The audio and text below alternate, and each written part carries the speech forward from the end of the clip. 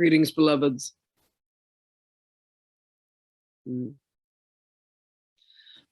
Beloveds, when you realize that you are all beings, when you allow yourself to understand that there is one energy, one source that exists, one and only one, and is love, and everything is an extension of love, then you begin to see where you are an extension of that light and of that energetic dynamic, and it exists in everything. It is you as a computer, it is you as a bottle, it is you as a sofa, it is you as a wall, it is you as a tree, it is you as a house, it is you as a flower, it is you as each other, it is you as God, it is you as that energy. And when you judge and when you curse, there is no other that you are judging and cursing. You are judging and cursing yourself. When you look upon another and say, I do not like that person's behavior, all you are doing is casting a judgment towards yourself that is a reflection that bounces back. And you are saying, this is where I cannot love myself. This is where I cannot like my behavior. When you judge your bodies, when you find shame, when you find fear, you are saying this is an aspect of me that I cannot accept. This is an aspect of God. This is an aspect of love that I cannot embrace. This is something that I cannot swallow. This is something that I cannot stand. There are these beings outside of me, and look at these horrible things that they are doing. Beloveds, there is no one and there is nothing that is outside of you. So when you allow yourself to bless every aspect of creation, what are you ultimately doing? You are blessing yourself. And in the blessing of self, you have blessed all that is. And all that is love. So you are blessing the very love that you are. When you allow yourself to pause for a moment and say, what is it about this person, this circumstance, this situation, the thing that they have said that I feel that I must take issue with?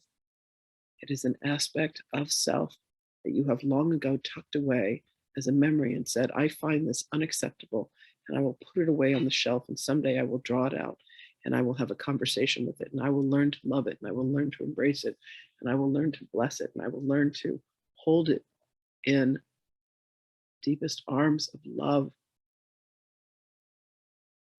There is nothing that you can do, beloveds, that will ever separate you from that which you are.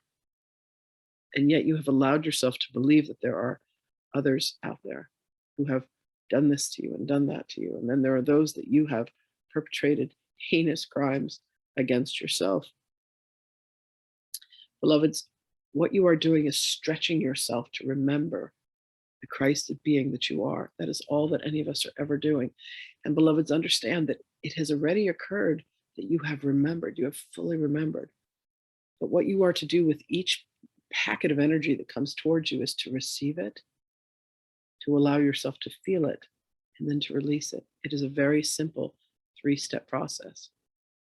Repeat after me. Receive it, feel it, release it. You are all capable of doing this. The next time a feeling arises and you feel panic or you feel fear and you want to eat or you want to drink or you want to sext or whatever it is you want to do, you want to run away, do one thing and one thing only, beloveds. Receive it, feel it, and then release it. All you are ever meant to be is a conduit of joy and love and grace and happiness and truth.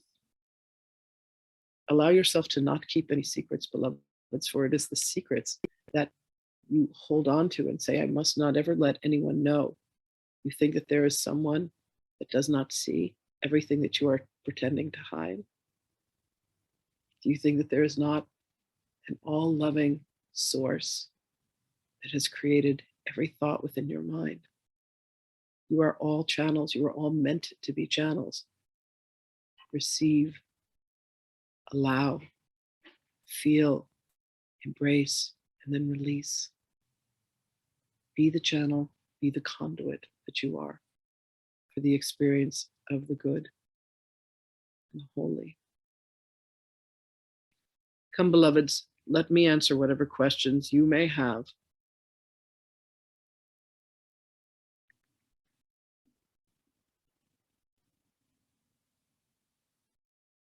Thank you. This has been very educational. Beloveds, have you no questions? I have a question, Yeshua. Thank you, beloved. How are you? I am as I only ever can be, which is love. How are you? I'm doing good. Thank you very much. My question is there's a lot of talk about form of consuming that we are getting, we are receiving from our masters and teachers. And I know you already know where this is going, but how much of these leadings of what to consume in the physical form is really a parallel of what we are supposed to be thinking about ourselves and about the world around us, and the purity of light that we are to take in of what we are thinking. Beloved, if you can hold every substance that you imbue as neutral, it does not Mm-hmm. matter. You could eat poison. Mm-hmm. You could eat fecal matter. It is the judgment that you have cast upon these things. There are things that are inherent with light and things that have become inherent with shadow, shall we say. When you allow yourselves to eat the fruit that beloved Gaia has provided for you, understand that Gaia has a soul contract, if you will, with humanity to provide food and nourishment. The angel of water provides the nourishment of water. The angel of air will come and cleanse you. Gaia herself has grown objects of light for you to consume. Now, when these objects are taken and there are chemicals that are added, beloveds, please understand that all of this is still of the light, but there has been a soul agreement through the mucking about of the ways in which things are manufactured, that there are plastics that are included, there are dyes that are included. And in this grand scheme, this grand game of saying, let me experience what it is to be other than the way God created me, one way to do that is to induce and introduce to the body that which is of a lower vibrational frequency. But beloveds, if you yourselves have the capacity, which of course you do, to transmute anything that you consume, whether through sound, whether through vision, whether through drinking, whether through eating, whether through touching, and know that it is neutral and transmuted to light, then you do not need to worry about anything that you consume. Beloveds, you each have these mental constructs and these agreements of what it is that you will experience. Some of you will experience diabetes, some of you will experience cancer, some of you will experience brain bleeds, some of you will experience accidents, some of you will experience none of that, some of you will be crucified and hung on a cross. We all have been crucified and hung on a cross. We have all experienced cancer. We have all experienced every ravishment because all of us are that one point of consciousness. So, beloved, rather than being judgmental or being afraid of, well, does that mean that I have to give up this or that or the other? You need do nothing. Mm-hmm. I know you have heard that before. Mm-hmm. It happens to still be true. Beloved, you need do nothing. The only thing that is being asked of you is to bless everything that you do. So if you want to have a glass of alcohol, bless it. See Mm-hmm. the God that is within the glass and the God that is within the liquid, and feel it consciously as it moves through the body, and direct it and love it. Let it be filled with love. When you cook your foods, when you buy your foods, when you consume your foods, bless them and let them have love within them. Know that by taking a bite of anything, it is an act of self-love rather than judging yourself for the donut or the pizza that you choose to consume. Bless everything. The food that is fast, the food that is slow, the food that moves, the food that oinks, the food that clucks. Bless all of it, beloveds. Thank you. I Thank appreciate you. you very much. I appreciate you very much. Love you, brother. I love you, sister.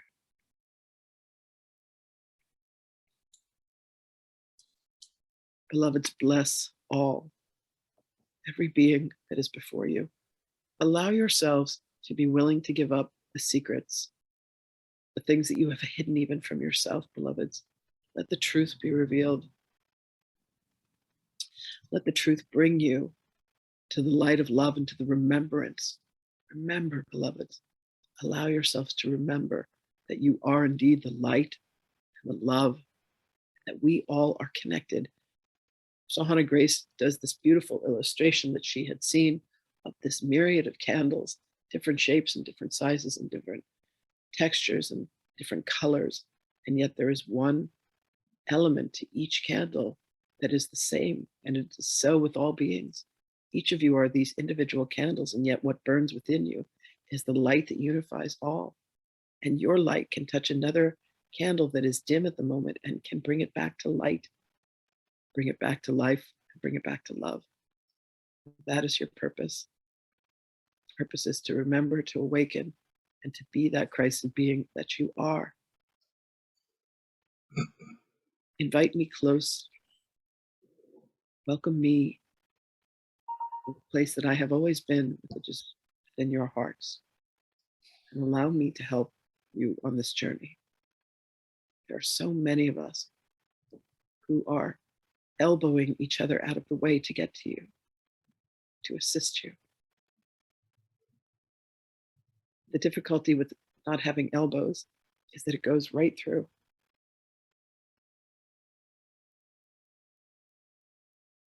Jeshua, Greetings, beloved. greetings. Thank you for this opportunity. I Indeed. feel a lingering question, and yet I feel that you have answered it in your opening introduction. I've been experiencing a lot of feelings of shame coming up, feelings, physical feelings in my low back, in my second chakra area, and I've been doing some journaling, leaning on the primordial meditation process, and also, as you know, a lovely guidance with a woman named Rivka at a study group on Sunday. And I would just appreciate anything you would have to say around that. Beloved, shame is a fear that has been turned inward. When most people experience fear, it appears as if there is something on the outside that could harm or attack. Shame is where fear has been turned against oneself. Shame is a place where you say, there is something that I fear about myself, rather than there is something that I fear about a seeming object. One moment, please. Hannah Grace has the leaking of the eyes. You look upon a person and you say, this person can do me harm. Shame is a place where you have said, here is where I do myself harm. And you live within a bubble of shame. What there is to do, beloved, is radical forgiveness. What there is to do is to look and say, what are the actions that I take that I find unforgivable? What are the thoughts and the beliefs that I have about myself that I find unacceptable? Where is it that I judge myself? For that is where the fear is within, and that becomes shame. It is the things that you believe you have done to harm yourself. Fear looks to be where harm could come to you. Shame is where you feel that you have harmed yourself. And then guilt is the place where you hold on to a lack of forgiveness. Forgiveness is what will eradicate both the fear that appears externally and the shame that exists within. Does that answer your question, beloved? Yes, it does. And thank you. Thank you. Indeed. You're welcome. Beloveds, we would recommend that this is transcribed and that it is distributed, this conversation. I have a question. Ah, beloved brother. Yeah. Um, I've learned a lot of things here and elsewhere as far as techniques and things to bring peace and various techniques of not only radical inquiry, but clearing words, all this kind of stuff. But yet, when I go back to the purity of the Course, it really talks about it's all forgiveness. It's a three-step forgiveness process. And I get these things tied up with each other. Part of me is saying if it's really a simple, it's a forgiveness process. I need to recognize when I'm, judging, hand it off Holy Spirit, the Comforter, let them guide me.